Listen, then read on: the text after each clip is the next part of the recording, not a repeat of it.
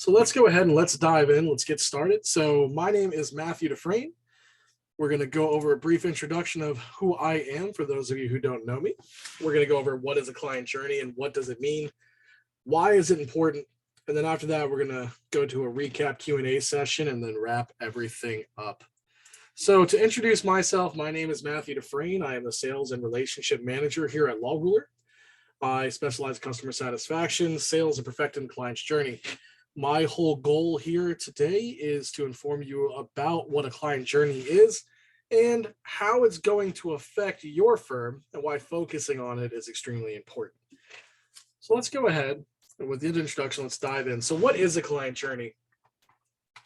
A client journey is the client's experience from start to finish with the process of finding a firm, retaining a firm, going through the actual law process they're going to go through with your firm through the case workflow, and then even after they finish, what content they receive from you on an ongoing basis. All of that is included in the client journey. You have different stages of it. So that's what it's going to mean. What it means to your firm, though, is it means a chance to connect with the client differently at different stages throughout their journey. You're going to connect completely different with them when they're new to your firm and you haven't built any rapport. They don't even know who you are, how you come up in their search results or come up in their life, to how you communicate through them or with them throughout the process. And then after you settle with them, how you treat them after you're done, what communication you send them. Do you send them birthday cards? Do you send them surveys? Do you send them newsletters? All of that is going to be included in that client journey. And that's going to mean a lot of referrals if you can do it correctly and manage it correctly for your firm. So let's talk a little bit more on that. It's going to be a really quick webinar today, but I want to dive into this matter a little bit more in depth than the others. So why is a client journey important? I'm sure all of us have had an experience where we've gone to a retail shop or a doctor and we just had a terrible experience. And, from start to finish, there was just nothing but headaches. It didn't communicate to us. It was choppy. I didn't know when my appointment was because nobody reminded me of it. That creates a negative client journey. And the outcome of that is you never want to go back. You want to tell all your friends that this place was terrible and you want to badmouth it wherever you can, which costs a lot of businesses a lot of money. And most of the times because they don't have the technology in place to offer that simple and seamless client journey where they're getting touched at every single point, they're getting follow-ups, they're getting that level of communication that makes them feel like they're receiving that world-class customer experience. So the client journey is important because it's going to create rapport. It's going to increase your return customers. It's going to lead to higher NPR scores and more referrals. Now, the way it does that is it's going to build that rapport based on what your content is. So you're going to be able to connect with them on that initial content. After you connect with them on that initial content, you're going to be able to segue them into empathy. You're going to train all your agents on how to show empathy throughout the situation. They're contacting because they have a problem. You want to make sure that you empathize with them, that they see that you're on their side. Once they feel like you're on their side, that begins that level of world-class customer connection. You can then start making sure that you touch base with them every step of the way. And even afterwards, all that's going to do is going to make them return to you. It's going to NPR, which is the net promoter score, it's going to increase that dramatically. And that's going to lead to more referrals, more people coming into your business, more people coming into your firm. And that's the best thing we can do to grow organically because everything else is expensive. Leads are expensive. Digital marketing is expensive. TV, all this stuff costs a lot of money. When we're talking about just working with firms, or just working with our existing clientele that we already paid for, we get the most return on investment because these are already leads that we paid for. Any lead that we get on top of this lead is technically a free lead at this point.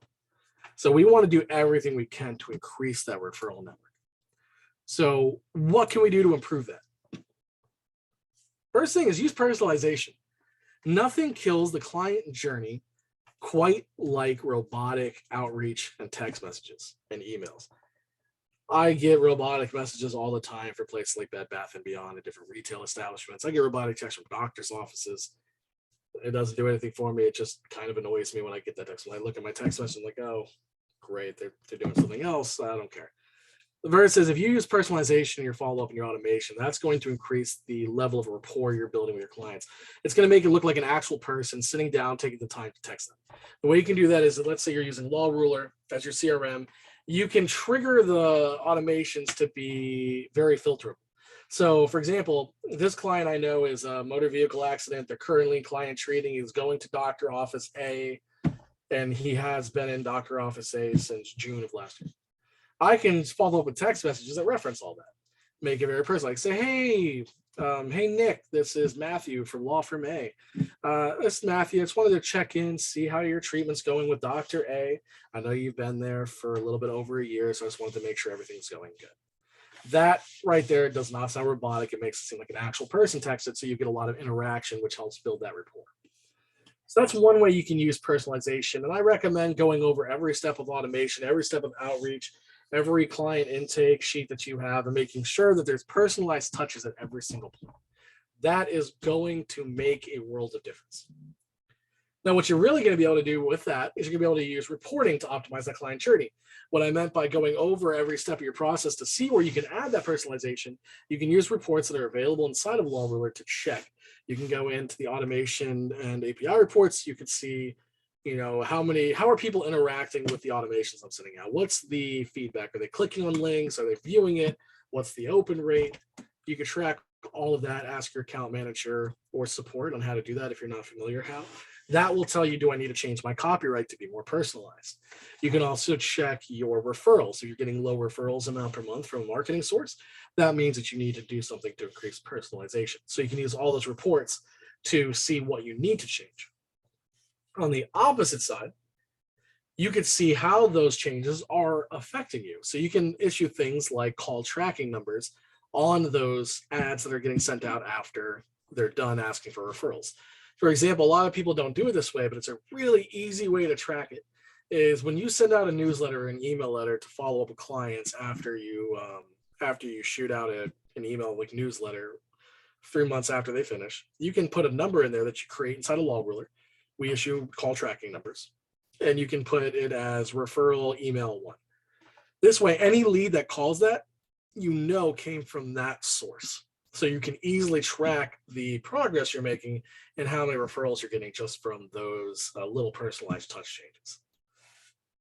And then always ask for feedback. How can you improve? You can use Law Ruler at the end of it. If you're not sending out intakes to be filled out, you can restructure that feature to send out a questionnaire at the end. You can use the Law Ruler to send out intake forms. They're mobile friendly. You can create those intake forms. You can create another form that just says survey. And you can ask the people how you're doing. Like you could say, hey, Matthew, thank you so much for allowing us to earn your business and your trust during this matter. I would love to get your feedback and ask you a few questions, see how we can improve and how your experience was. That is going to allow you to do a couple things. You could set it up saying, how was your experience is the first question. You can use conditional logic. How was your experience on a rating of 1 to 5? If it's between 1 and 3, conditional logic can populate internal questions right there on that form that will allow you to capture what you can do differently and what changes you can make, giving you the insight you need. On the other side, if there are 4 or 5, you can trigger it to open up a link right to your Google review page, and they can leave a Google review. What that will do is improve the client's journey still, because when clients are looking at firms, they're checking reviews, see what people are saying. So that will have a positive effect in the beginning of the client journey. All right. So with that being said, let's go over a little bit more in detail how to communicate for effective client satisfaction when you're building out these automations to be more personalized, because there's different tones you can use when you're personalized. Now, you can come off as passive, professional, or pushy. I'm sure anybody that's ever attended an old training session in sales or ever had any kind of sales training in their lives have gone through this. Passive, you don't want to remain too passive. Passive can come off as, that you're not giving them enough. You're being very empathetical. You're not giving them any time pressure. So what will happen there, if you're being too passive, people, even though you're being personalized, you still won't see that conversion increase because you're not giving them a call to action. So you're not moving it along. If people had the choice to sit on decisions for as long as they want to, we would never get anywhere. On the opposite side of that spectrum is being pushy. You don't want to overdo it. You do not want to be pushy. I know a lot of firms that when I first start with them, they are sending out text messages and emails saying, you need to sign right now. We haven't received your e-sign in 30 seconds. I need you to sign this yesterday in order for us to help you.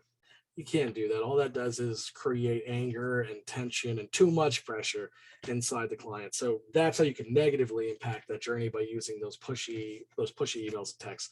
Even though they're personalized, that you could say, hey, Matthew, thank you for filling this out. I need this done yesterday in order to help you best succeed in your case. That's a little bit too pushy.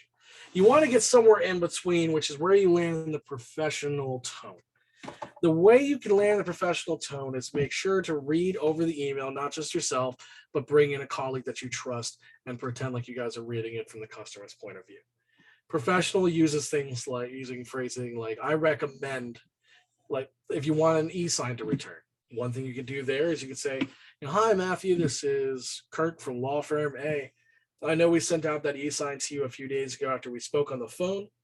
Doesn't look like we've gotten it back yet. I recommend we get this filled out as soon as possible so we could best help you move forward with your case. That's not being too pushy, but it's still not being too passive, because it's having them a call to action and you as the expert are recommending what they're going to do to move forward. They're not going to take that as a negative outreach for them to, oh, I don't want to sign this because he's telling me to. I need to sign this because I want to get through this case faster. So that's going to be an example of using this scale to optimize those outreaches. So like I said in the beginning, it was a really quick webinar today going over the client journey. It's just not talked about a lot in law firm marketing, but in every other marketing aspect in the world, it's really brought up a lot. I've sat at tables at those marketing companies where you will just sit down and talk about how to improve a client journey for about an hour and a half. So it's something that I wanted to bring up today to bring it to front of mind for everybody that's watching this either live or on YouTube after it's being recorded and uploaded. So think about what you can do to improve your client journey. And if you have any questions on that, marketing companies have a great way to do it, or you can ask your law ruler representative. They can get a hold of me. I'm happy to help out however I can. Part of my job at Law Ruler is to build relationships with their clients. So if you have any questions about how I can improve this, please let me know. I'm happy to hop on a call with you and try to find ways we can make those changes together. So I'm going to open up the floor to a quick Q&A to see if you guys have any questions about anything we've gone over today. So there's going to be anybody that has any questions. Now's a great time. Feel free to go into either the chat or the Q&A and ask. I'll leave it about a minute and a half for questions.